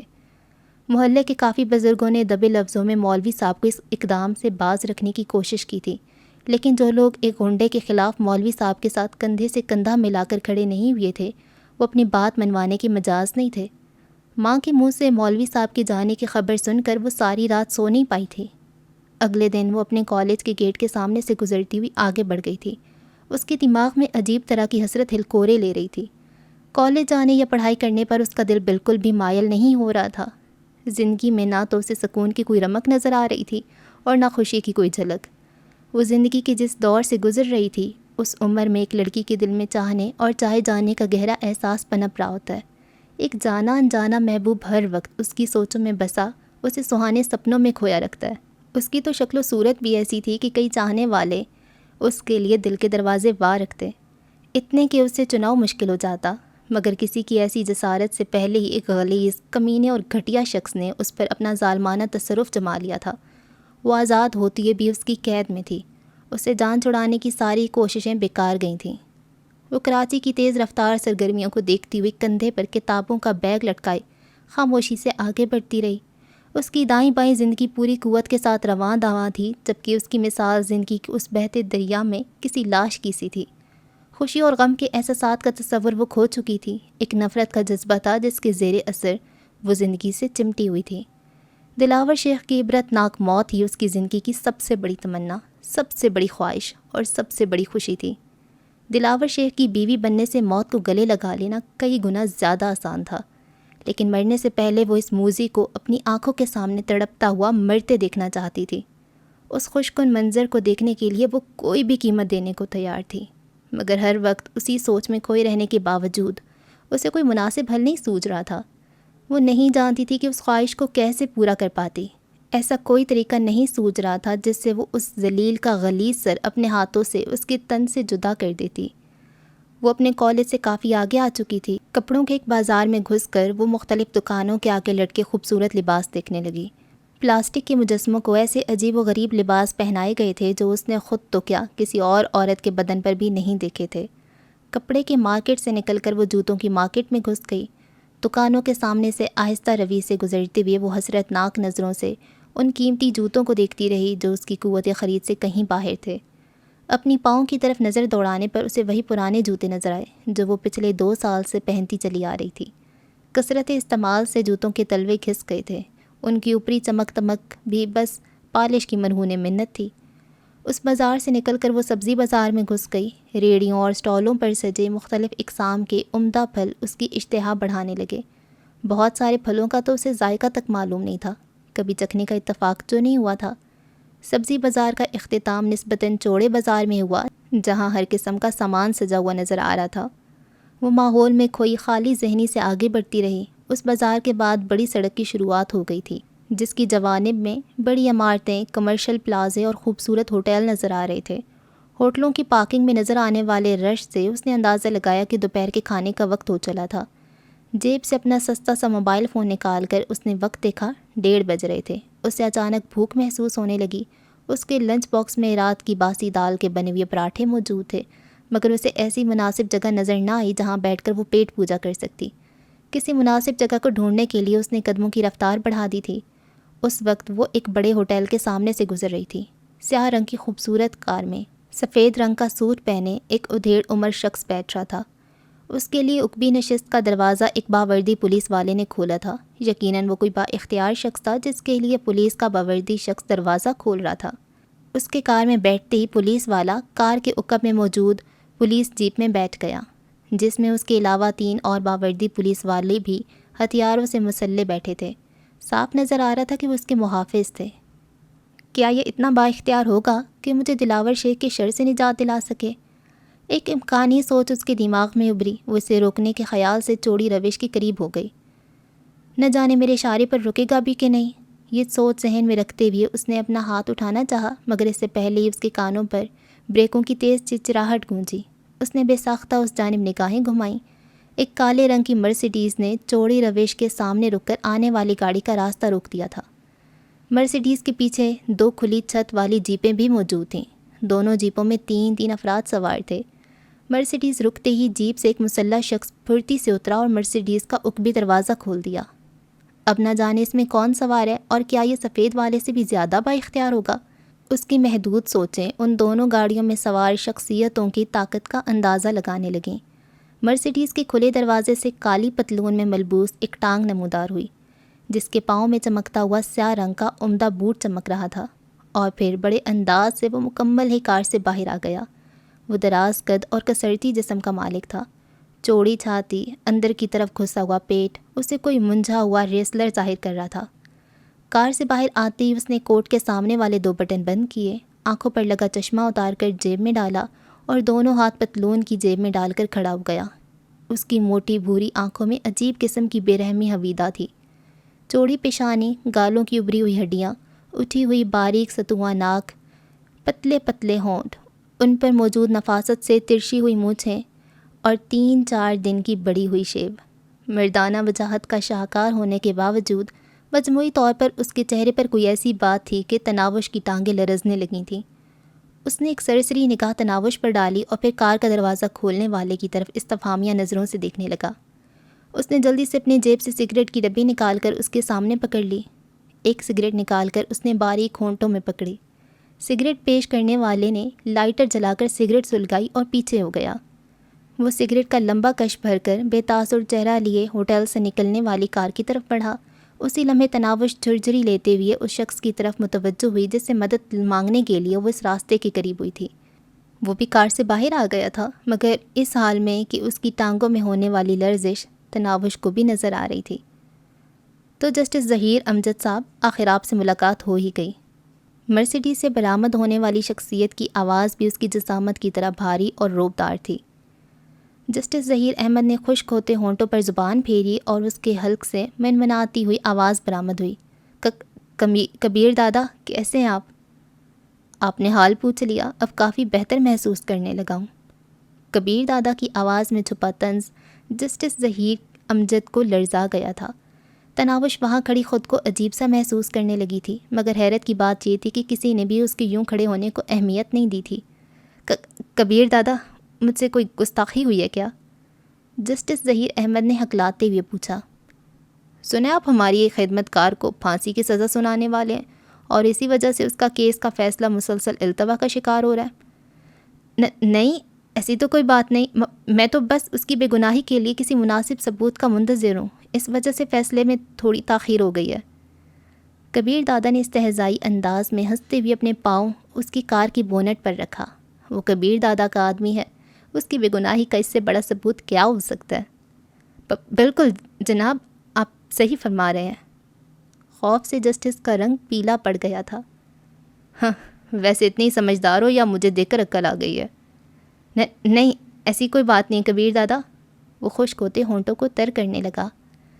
کبیر دادا نے ہاتھ میں سلگتی سگریٹ کی راکھ اپنے بونٹ پہ رکھے بوٹ پر جھاڑی اور پھر افسوس بھرے انداز میں سر ہلاتا ہوا جسٹس امجد ظہیر کی طرف متوجہ ہوا۔ اوفو یار، دیکھو پھر بوٹ کی پالش خراب کر بیٹھا ہوں، آپ کے پاس رومال تو ہوگا؟ جی۔ چہرے پر بے بسی کے تاثرات سجائے جسٹس ظہیر احمد نے جیب سے رومال نکالا اور قریب ہو کر کبیر دادا کے بوٹ پر پڑی سگریٹ کی راکھ صاف کر دی۔ کبیر دادا کے چہرے پر معنی خیز مسکراہٹ ابھری۔ پرسوں شام کو میں نے اپنے آدمی کی رہائی پر گھر پر پارٹی دے رہا ہوں، ضرور تشریف لائیے گا۔ جی ضرور۔ جسٹس ظہیر نے اس بات میں سر ہلایا اور کبیر دادا واپس اپنی کار کی جانب مڑ گیا۔ اس کی سرسری نگاہ دوبارہ تناوش پر پڑی۔ کار کے دروازے کے پاس رکتے ہوئے وہ خفت اور ذلت کے ملے جلے احساس میں مبتلا جسٹس سے پوچھنے لگا، یہ لڑکی تمہاری بیٹی تو نہیں ہے؟ اس نے تناوش کی طرف اشارہ کیا اور پھر جسٹس کا جواب سنے بغیر کار میں بیٹھ گیا۔ پہلے والے آدمی نے ہی کار کا دروازہ بند کیا اور بھاگ کر جیپ میں بیٹھ گیا۔ مرسیڈیز ایک جھٹکے سے آگے بڑھ گئی۔ تناوش کی نگاہیں مرسیڈیز پر ہی گڑی رہ گئی تھیں۔ اس کی نمبر پلیٹ پہ لکھا ہوا نمبر بھی اتنا عجیب تھا کہ اسے فوراً یاد ہو گیا تھا، K302۔ جب تک وہ قیمتی کار نظر آتی رہی تناوش اسی طرف متوجہ رہی تھی۔ اس کی نظروں سے اوجھل ہوتے ہی وہ جسٹس کی طرف متوجہ ہوئی جو مزمل انداز میں کار میں بیٹھ رہا تھا۔ اس کے محافظوں نے اس دوران جیپ سے نیچے اترنے کی کوشش نہیں کی تھی۔ تناوش کی نگاہ کافی دیر بعد وردی میں ملبوس ان سرماؤں کی طرف اٹھی اور ان کے خوف سے پیلے پڑتے چہرے کو دیکھ کر تناوش کے دل میں کبیر دادا کا مزید روپ بیٹھ گیا تھا۔ کیا دلاور شیخ بھی اس سے اسی طرح خوفزدہ ہوگا؟ اس کے دماغ میں امید افزا سوچ ابھری۔ یقیناً وہ سڑک چھاپ اسے دیکھ کر اپنی شلوار گیلی ہونے سے نہیں بچا سکے گا۔ دلاور شیخ کی نفرت سے بھرے دل میں خوشکن خیال اجاگر ہوا، مگر اسے کیا ضرورت کہ میری جیسی عام لڑکی کے لیے اپنا وقت برباد کرتا پھرے؟ ہم جیسے کیڑے مکوڑوں اتنی اہمیت کی حامل تو نہیں ہوتے کہ ان کی خاطر بھی کسی کی جسٹس ظہیر امجد کی طرح سر راہ روک کر 2-3 منٹ کی پوچھ گچھ کر لی جائے۔ سر جھٹک کر وہ چوڑی روش کو عبور کر کے آگے بڑھ گئی تھی۔ جسٹس کی کار وہاں سے غائب ہو گئی تھی۔ اب اس کا دماغ دائیں بائیں کے مناظر کی بجائے کبیر دادا کی پرروب شخصیت کو سوچ رہا تھا۔ اس کی شکل و صورت، چشمہ لگانے کا انداز، دراز قامت، کثرتی جسم، قیمتی لباس، بات کرنے کا پر اعتماد اور جچا دلا انداز، اسے معلوم نہیں ہو رہا تھا کہ وہ کیوں اسے اتنا اچھا اور اپنا اپنا لگا تھا۔ اس کی سوچوں میں کار کے تیز ہارن نے خلل ڈالا تھا۔ اس نے چونکتے ہوئے سر اٹھایا۔ بے خیالی میں وہ فٹ پاتھ سے اتر کر سڑک پہ آ گئی تھی۔ وہ جلدی سے فٹ پاتھ پہ چڑھ گئی۔ کبیر دادا کی شخصیت ایک بار پھر اس کی سوچوں پہ حملہ آور ہوئی، مگر زور سے سر جھٹکتے ہوئے اس نے ٹریفک کی روانی پر نظریں گاڑ لیں۔ کبیر دادا کی طلسماتی شخصیت کی حیثیت خوابوں اور سپنوں کے تصوراتی شہزادے کی سی تھی، ایک ایسا شہزادہ جو فاتح فوج کی قیادت کرتا ہوا وطن واپس لوٹے اور پورا شہر اسے دیکھنے، اس سے ہاتھ ملانے کے لیے ٹوٹ پڑا ہو، اور وہ ایک عام راہگیر کی طرح دور کھڑی اسے حسرت بھری نگاہوں سے تکنے کے علاوہ کچھ نہ کر سکتی ہو۔ اسکولوں اور کالجوں کی چھٹی کا وقت ہو گیا تھا۔ اسے رکشوں، بسوں اور ویگنوں میں مختلف عمر کے بچے بچیاں بھرے ہوئے گھر کی جانب روانہ دکھائی دے رہے تھے۔ موٹر سائیکلوں اور کاروں کے اندر بھی اسکول، کالج کے طلباء ہی بھرے نظر آ رہے تھے۔ اس نے گھر واپسی کا سوچا، اسی لمحے اسے دوبارہ زور کی بھوک کا احساس ہوا۔ دائیں بائیں نظریں دوڑانے پر اسے کچھ فاصلے پر ایک پارک نظر آیا۔ سستی سے پاؤں گھسیٹتی وہ پارک کی جانب بڑھ گئی۔ صبح سے مسلسل چلنے کی وجہ سے اسے سخت قسم کی تھکن محسوس ہو رہی تھی، مگر اس کی جیب میں اتنے پیسے موجود نہیں تھے کہ ٹیکسی یا رکشہ کرا کر گھر کا رخ کر سکتی۔ پارک کی سنگی بینچ پر بیٹھ کر وہ کندھے سے لٹکا اسکول بیگ گود میں رکھ کر کھولنے لگی۔ وہ پلاسٹک کے ایک ڈبے ہی میں دوپہر کا کھانا ڈال کر لایا کرتی، وہی اس کا لنچ باکس تھا۔ ڈبے کا اوپری ڈھکن ہٹا کر اس نے ٹھنڈے ہوئے پراٹھوں سے ایک نوالا توڑا اور رغبت سے چبانے لگی۔ شدید قسم کی بھوک میں وہ پراٹھے کسی مرغن غذا سے کم ذائقہ نہیں دے رہے تھے۔ تھوڑی دیر میں وہ دونوں پراٹھے چٹ کر گئی تھی۔ لنچ باکس واپس بیگ میں ڈال کر وہ پارک کے کونے میں لگے الیکٹرک واٹر کولر کی طرف بڑھ گئی، جس پر زنجیر سے بندھا ایک سلور کا گلاس موجود تھا۔ 2 گلاس پانی کے میدے میں انڈیل کر وہ دوبارہ بینچ کے پاس آ کر سستانے بیٹھ گئی۔ کھانا کھانے کے بعد اسے ایک دم تھکن محسوس ہونے لگی تھی۔ اس کا دل کر رہا تھا کہ وہیں لمبی تان کر سو جائے، مگر پھر گھر واپسی کے خیال نے اسے اٹھنے پر مجبور کر دیا۔ پاؤں گھسیٹتی ہوئی وہ پارک سے باہر آئی اور واپسی کے رستے پر گامزن ہو گئی۔ اس وقت وہ پرشکوہ اور دیدہ زیب کوٹھیوں کے سامنے سے گزر رہی تھی جب اس کی نظر سفید گلاب کے پودے پر پڑی جو پھولوں سے اٹا پڑا تھا۔ وہ پودا کوٹھی اور سڑک کو ملانے والی سیمنٹ کی پختہ روش کے ساتھ بنی کیاری میں لگا تھا۔ سفید گلاب ہمیشہ سے اس کی کمزوری رہے تھے۔ وہ ایک پھول کے قریب نوک لے جا کر اس کی بھینی بھینی خوشبو اپنے اندر اتارنے لگی۔ خوشبو سونگھتے ہوئے اچانک اس کی سماعتوں میں بریکوں کی چرچراہٹ گونجی۔ اس نے نظریں اٹھائیں۔ ایک گاڑی تیز رفتاری سے سڑک سے سیمنٹ کی پختہ روش کی طرف مڑ رہی تھی، اور پھر گاڑی کو دیکھتی اس کی آنکھیں حیرت سے پھیلتی چلی گئیں۔ وہ کبیر دادا والی مرسیڈیز ہی تھی۔ اس کے عقب میں 2 جیپیں موجود تھیں۔ مزید تصدیق کے لیے اس کی آنکھوں نے گیٹ کے سامنے ایک لمحہ کے لیے رکنے والی مرسیڈیز کی نمبر پلیٹ پڑھی، K302۔ پڑھتی وہ بت بنی کار اور جیپوں کو گیٹ کے اندر داخل ہوتا دیکھتی رہی۔ سفید گلاب کی خوشبو سونگھنا اسے بھول گیا تھا۔ گاڑیوں کے اندر جاتے ہی گیٹ بند ہو گیا تھا، مگر وہ اسی طرح ٹک ٹکی باندھے گیٹ کو دیکھتی رہی، اور پھر اس کے اندر ایک خاص جذبے نے سر ابھارا اور وہ گیٹ کی طرف چل پڑی۔ وہ گیٹ سے 10-12 قدم دور ہی تھی کہ سلیٹی رنگ کی وردی میں ملبوس ایک چوکیدار گیٹ کی ذیلی کھڑکی کھول کر برآمد ہوا۔ لڑکی، گیٹ کے نزدیک آنا منع ہے۔ اس نے دور سے اسے متنبہ کیا۔ وہ اعتماد بھرے لہجے میں بولی، ہاں مگر اندر جانا تو منع نہیں ہے نا؟ بھاگ جاؤ۔ اس مرتبہ چوکیدار نے اسے غصے بھرے لہجے میں ڈانٹا تھا۔ میں کبیر دادا کی دوست ہوں، یقیناً مجھے بگانا تمہارے لیے سود مند نہیں رہے گا۔ اس کا پر اعتماد انداز برقرار رہا۔ وہ یہ موقع کھونا نہیں چاہتی تھی۔ اس کے منہ سے کبیر دادا کا نام سن کر چوکیدار چونک گیا تھا۔ اس کے ساتھ ہی اس کے چہرے پر شکوک بھری پرچھائیاں لہرانے لگیں۔ تم ہوش میں تو ہو نا؟ ایک لمحہ کی خاموشی کے بعد اس کے ہونٹوں سے سرسراتی ہوئی آواز برآمد ہوئی۔ وہ مسکرائی۔ نشہ تو میں نہیں کرتی۔ لڑکی، یہ ایڈونچر تمہیں کسی مصیبت میں نہ ڈال دے۔ چوکیدار آخری دم تک اسے نصیحت کرنے سے باز نہیں آیا تھا۔ نہ میں نشے میں ہوں، نہ مذاق کر رہی ہوں، نہ مجھے کسی ایڈونچر کا شوق چڑھا ہے۔ آپ کبیر دادا کو اطلاع دو کہ اس کی دوست تناوش رفیق اسے ملنے آئی ہے۔ اس کے بعد اعتماد انداز پر چوکیدار اسے گھورتا رہ گیا تھا۔ اسے خاموش دیکھ کر وہ دوبارہ بولی، دیکھو اگر میں جھوٹ بول رہی ہوں تو جو کچھ ہوگا مجھے بھگتنا پڑے گا، اور اگر میں سچی ہوں تو یقیناً میرے واپس جانے کی خبر کبیر دادا کو برداشت نہیں ہوگی۔ اس کی دوست کو گیٹ سے واپس بھیج دینے والے چوکیدار کے ساتھ وہ کیا سلوک کرے گا، اس کا اندازہ لگانا شاید آپ کے لیے مشکل نہ ہو۔ اس مرتبہ اس کی دھمکی کام کر گئی تھی۔ چوکیدار واپس گیٹ کے اندر گیا اور انتقام اٹھا کر کسی سے پوچھنے لگا، اندر آ جائیں۔ 2 منٹ بعد اس نے تناوش کو اندر آنے کا کہا۔ وہ ذیلی کھڑکی سے اندر داخل ہوئی۔ چوکیدار نے اس کے بیگ کی تلاشی لی، میٹل ڈیٹیکٹر اس کے جسم کے گرد گھمایا، اس کے پاس کسی ہتھیار وغیرہ کی غیر موجودگی کو یقینی بنایا اور اسے اندر جانے کی اجازت دے دی۔ وہ محل نما کوٹھی تھی۔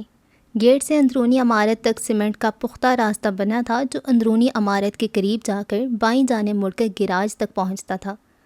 پختہ رستے کے دونوں جانب خوشنما پھولوں کی کیاریاں لگی تھیں۔ کیاریوں سے متصل آسٹریلین گھاس کے خوشنما خطے تھے۔ کوٹھی کی بیرونی دیوار کے ساتھ سرو، ایرکیریا اور بوتل پام کے درخت لگے تھے۔ گھاس کے وسیع خطے کے بیچوں بیچ شیر ببر کا ایک مجسمہ نصب تھا اور اس کے چاروں جانب دائرے میں فوارے نصب تھے جن کا پانی شیر کے اوپر ایک جال سا بنا رہا تھا۔ ایک سرسری نظر سے کوٹھی کا جائزہ لے کر وہ دھڑکتے دل کے ساتھ اندر بڑھ گئی تھی۔ اندرونی عمارت کے قریب پہنچتے ہی 3 پیس میں ملبوس ایک جوان سال آدمی باہر نکلا اور اس سے کوئی سوال پوچھے بغیر اسے اپنے پیچھے آنے کا اشارہ کرتا ہوا اندر داخل ہو گیا۔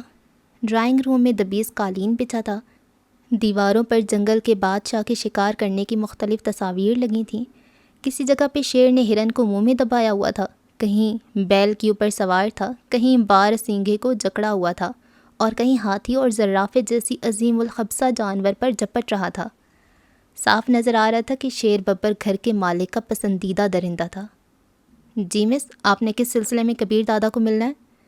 اسے بیٹھنے کا اشارہ کرتے ہوئے اس نے بظاہر مؤدب انداز میں پوچھا، مگر تناوش کو اس کے لہجے میں استہزاء کا عنصر نمایاں نظر آیا۔ وہ تھوک نگلتی ہوئی بولی، میں کبیر دادا کی دوست ہوں۔ بہتر ہوگا کہ آپ اصل بات سے پردہ اٹھا دو، شاید تمہیں جسٹس ظہیر امجد نے بھیجا ہے۔ اس نے اندازہ ظاہر کیا۔ نہیں، میں خود آئی ہوں۔ وہ ہکلا گئی۔ وہ اسے سمجھاتے ہوئے بولا، دیکھو یہ کبیر دادا کے آرام کا وقت ہے اور وہ اس وقت کسی سے ملنا گوارا نہیں کرتا۔ جھوٹ بول کر آپ اپنے لیے تو سختی بنائیں گے ہی، مجھے بھی جھاڑ پلوا دیں گے۔ دیکھیں، آپ کبیر دادا کو بتا دیں کہ ان کی دوست تناوش رفیق آئی ہے، نہیں تو میں واپس چلی جاتی ہوں، پھر خود ہی انہیں جواب دیتے رہنا۔ اس مرتبہ وہ اپنے لہجے میں اعتماد پیدا کرنے میں کامیاب رہی تھی۔ یوں بھی کبیر دادا کے اتنے قریب آ کر اسے ملے بغیر لوٹ جانا بزدلی ہوتی۔ دلاور شیخ کو انجام تک پہنچانے کا یہ آخری موقع تھا۔ گو سے اچھی طرح اندازہ تھا کہ کبیر دادا جیسا سوٹڈ بوٹڈ غنڈہ کسی لڑکی کے لیے کتنا خطرناک ہو سکتا تھا، لیکن دلاور شیخ کی نفرت اور دشمنی نے اس کے دل و دماغ سے ہر خوف اور ڈر نکال دیا تھا۔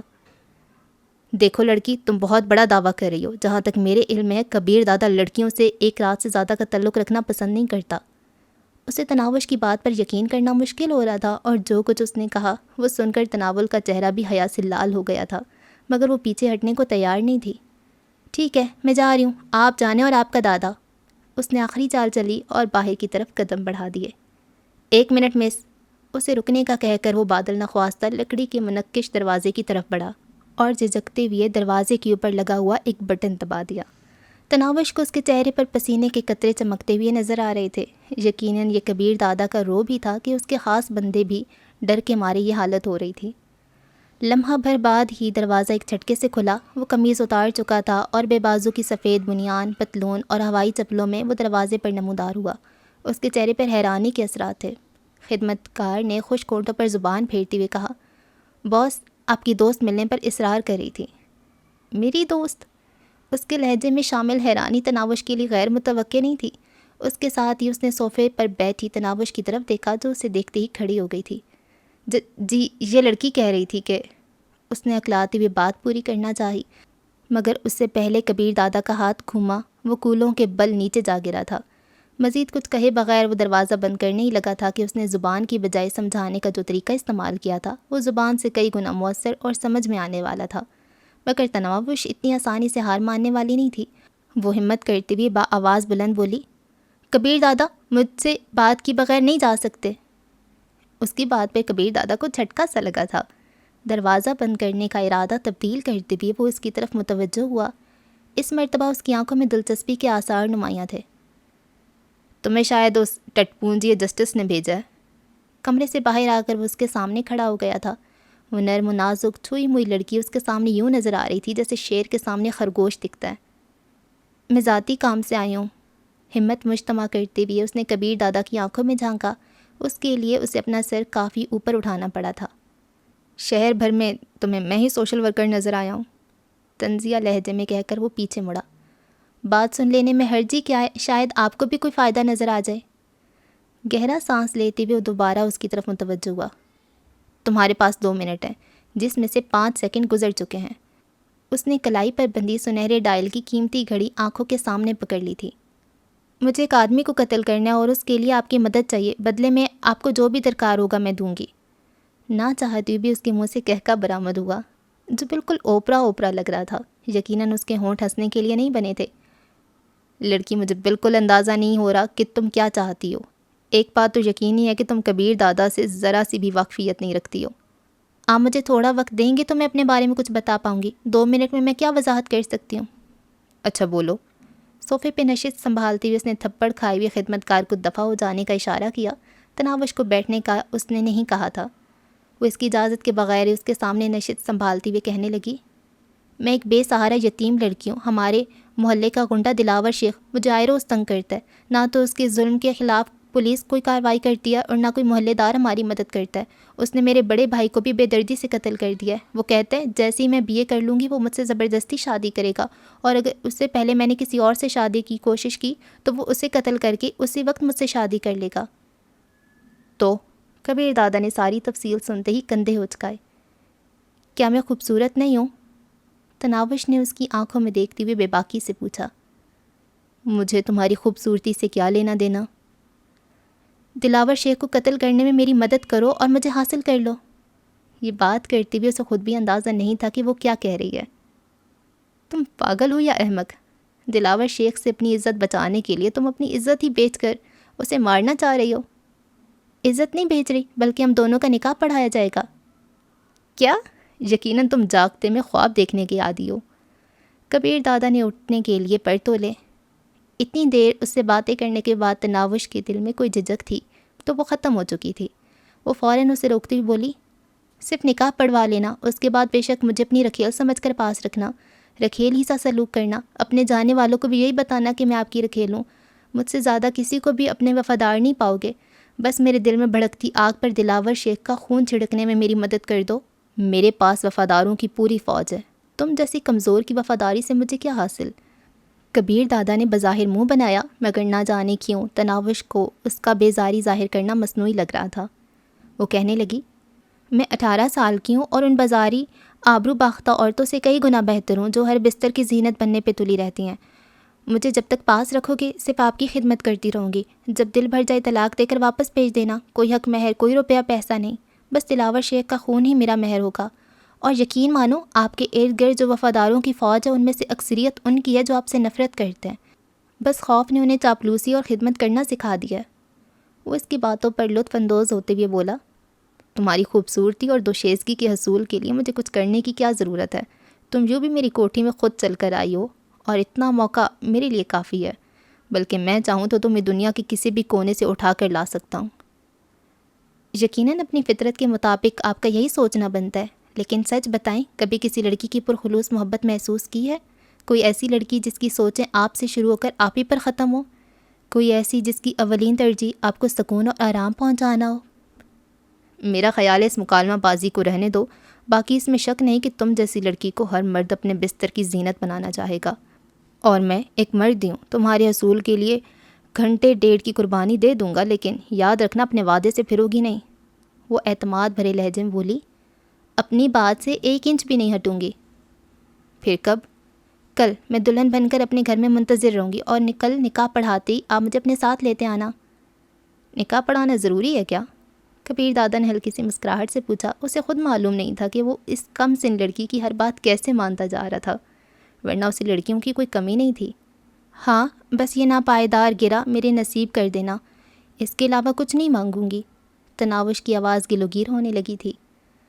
میرا موبائل فون نمبر نوٹ کرو، جب ضرورت پڑے مجھے بلا لینا. یہ کہتی اس نے اپنا ذاتی موبائل فون نمبر دہرا دیا. اس کا نمبر اپنے موبائل فون میں نوٹ کر کے وہ کھڑی ہوتے ہوئے بولی، ویسے کل سپہر کو میں منتظر ہوں گی، اور یاد رکھنا دلاور شیخ کو میں اپنے ہاتھوں سے قتل کروں گی. کبھی مرغی بھی ذبح کی ہے؟ طنزیہ لہجے میں کہتے ہوئے وہ بھی اپنی نشست سے اٹھ گیا تھا. نہیں، اس نے نفی میں سر ہلایا.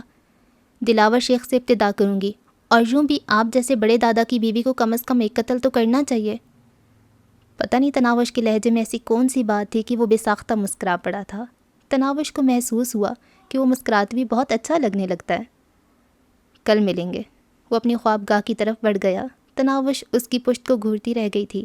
اس کے کمرے میں غائب ہوتی وہ باہر کی طرف چل دی. ڈرائنگ سے باہر ہی اسے وہی خدمت کار چہرے پہ غیظ و غضب کے تاثرات سجائے کھڑا نظر آیا. اس کی شکل پہ نظر پڑتی تناوش کو اپنی ہنسی ضبط کرنا مشکل ہو گیا تھا. وہ اسے متبسم دیکھ کر دانت پیستے ہوئے بولا، دیکھ لیا اپنے جھوٹ کا انجام. وہ ہنسی. کون سا جھوٹ؟ ابھی اتنی دیر میں کبیر کے ساتھ گپ شپ کر ہی رہی تھی نا. پھر انہوں نے مجھے تھپڑ کیوں مارا؟ تناوش نے چہکتی ہوئی کہا. اس وجہ سے کہ آپ نے مجھے اتنی دیر کیوں روکے رکھا. اچھا، اب دماغ نہ کھاؤ اور جاؤ. یقیناً وہ کبیر دادا کے تناوش کے ساتھ اتنی دیر بات چیت کرنے کی وجہ سے کچھ کہہ نہیں پا رہا تھا. مجھے گھر تک جانے کے لیے گاڑی چاہیے. تناوش کو ایک دم پیدل چلنے کا خیال آیا اور اس نے فوراً اس کا حل سوچ لیا۔ وہ منہ بناتے ہوئے بولا، اس بارے مجھے حکم نہیں ملا۔ ٹھیک ہے، میں کبیر دادا کو کہہ دیتی ہوں۔ وہ پیچھے مڑی۔ بات سنو۔ اس نے اتنی جلدی تناوش کو آواز دی کہ وہ پوری مڑ بھی نہیں پائی تھی۔ اس نے رکتے ہوئے شوخی بھرے لہجے میں کہا، سنائیں۔ وہ دونوں ہاتھ باندھتے ہوئے بولا، میں تمہارے ساتھ ڈرائیور کو بھیج دیتا ہوں، اب تشریف لے جاؤ میری ماں۔ یہ کہتی ہوئی اس نے موبائل فون نکال کر کسی الہی بخش نامی ڈرائیور کو کال کر کے بتایا کہ کبیر دادا کے مہمان کو گھر تک چھوڑ آئے۔ تناوش وہیں ڈرائیور کا انتظار کرنے لگی۔ تھوڑی دیر بعد ایک ادھیڑ عمر ڈرائیور سفید رنگ کی ٹویوٹا لے کر وہیں پہنچ گیا۔ تناوش کے قریب کار روک کر اس نے اکپی نشست کا دروازہ اس کے لیے کھول دیا۔ وہ اعتماد ظاہر کرتے ہوئے بیٹھ گئی۔ دروازہ بند کر کے وہ ڈرائیونگ سیٹ پر بیٹھا اور کار کبیر دادا کی وسیع و عریض کوٹھی سے باہر آ گئی۔ وہ ڈرائیور کو گھر کا پتہ بتا کر دائیں بائیں کا جائزہ لینے لگی۔ اس قیمتی کار میں بیٹھ کر راستے کے مناظر بھی خوش کن اور قابل دید نظر آنے لگے تھے۔ زندگی میں پہلی بار وہ اتنی قیمتی کار میں بیٹھی تھی۔ اس کا دل چاہ رہا تھا کہ بقیہ زندگی اس کا سفر ختم نہ ہو اور وہ یوں ہی آرام دہ سیٹ پر بیٹھی محو سفر رہے، مگر اسے پتہ بھی نہ چلا کہ وہ طویل سفر لمحوں میں طے ہو گیا۔ یقیناً پیدل جاتی ہوئے اسے گھر تک پہنچتے ہوئے شام ہو جانا تھی۔ وہ کار کو سڑک ہی پر رکوا کر اندر گئی، کیونکہ وہ نہیں چاہتی تھی دلاور شیخ کا کوئی چمچہ اسے کار سے اترتے دیکھ کر ڈرائیور کو چھیڑنے کی کوشش کرے، اور ایسا ہونے کی صورت میں دلاور شیخ تک کبیر دادا کا نام پہنچ جاتا اور اس نے بزدل نے بھاگنے میں ایک لمحہ نہیں لگانا تھا، جبکہ وہ اسے قتل کرنے کے لیے اتنی بے تاب اور بے صبر ہوتی جا رہی تھی کہ اس سے کل تک کا انتظار مشکل ہو رہا تھا۔ سڑک سے فرلانگ بھر کے فاصلے پر اس کا گھر تھا۔ گھر میں داخل ہوتے ہی اسے ماں بے چینی کے عالم میں اپنی منتظر نظر آئی۔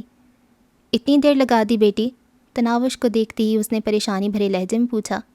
وہ سکون بھرے انداز میں بولی، ہاں ماں، آج بہت دور نکل گئی تھی، اتنا دور کہ واپسی بھی ناممکن ہو گئی ہے۔ دماغ تو ٹھیک ہے، کیا اول فول بک رہی ہے؟ بشرا نے اسے پیار بھرے انداز میں ڈانٹا۔ امی جان، آپ چاہتی تھی نا کہ میری شادی ہو جائے اور ہم شاہ نواز بھائی کے قاتل کو بھی اس کے انجام تک پہنچا دیں؟ اس نے خوابناک لہجے میں پوچھا۔ ہاں بیٹی، مگر یہ بھی جانتی ہوں کہ یہ وہ خواہش ہے جو ہمیشہ تمنا کا روپ ہی دھارے رکھے گی۔ امی جان، سنیں، مقصد کی تکمیل قربانی مانگا کرتی ہے، وہ حسرت ناک لہجے میں بولی۔ ٹھیک سنا ہے بیٹی، مگر ہم کس چیز کی قربانی دے کر اس خبیث کو جہنم واصل کریں؟ وہ اطمینان بھرے لہجے میں بولی۔ اس کا بندوبست ہو گیا ہے۔ میں کچھ سمجھی نہیں۔ تناوش کے لہجے میں کوئی ایسی بات ضرور موجود تھی جو اس کا دل دھڑکا رہی تھی۔ ماں، آج میں اپنا رشتہ طے کر آئی ہوں، گو مجھے آپ سے اجازت مانگ لینا چاہیے تھی، مگر میرے پاس اتنا وقت نہیں تھا اور ایسا موقع دوبارہ نہ ملتا۔ بشرا نے قریب ہو کر اسے بازوؤں سے تھامتے ہوئے پوچھا، ہوش میں تو ہو نا؟ پتہ نہیں ماں جی، بس وہ مجھے اچھا لگا، اپنا لگا، با اختیار لگا اور میں نے سوچے سمجھے اسے شادی کی آفر کر دی۔ بشرا متوش ہوتے ہوئے بولی، کہیں کسی اور غریب کو جان سے نہ مروا دینا۔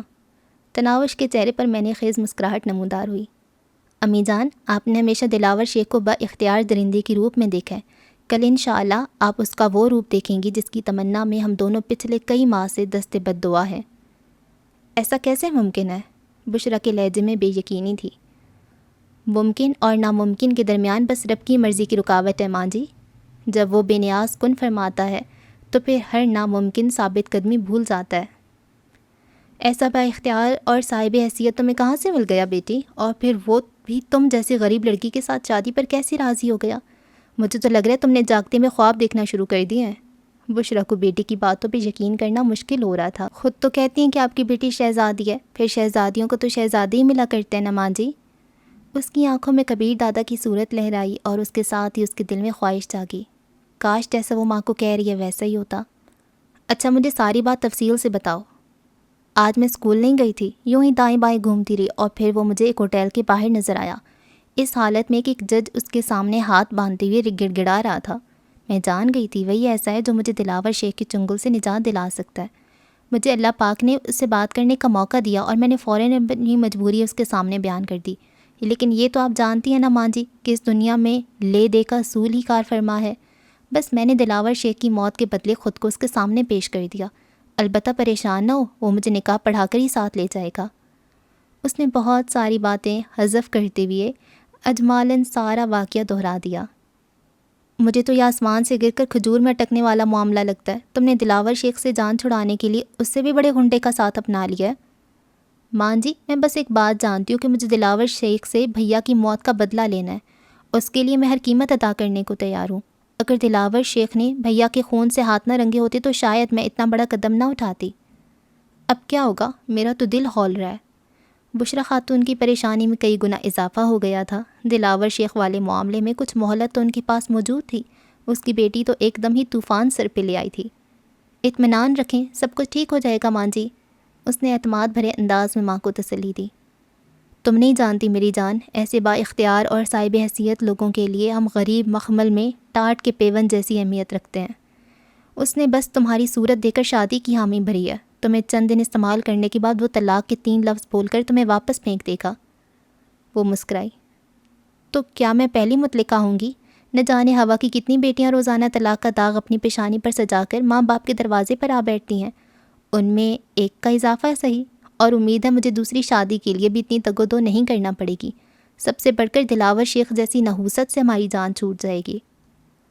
تمہیں اکیلے اتنا بڑا فیصلہ نہیں کرنا چاہیے تھا، کم از کم مجھ سے مشورہ تو کر لیتی۔ بیٹی کی باتوں سے اتفاق کرنے کے باوجود اسے اطمینان محسوس نہیں ہو رہا تھا۔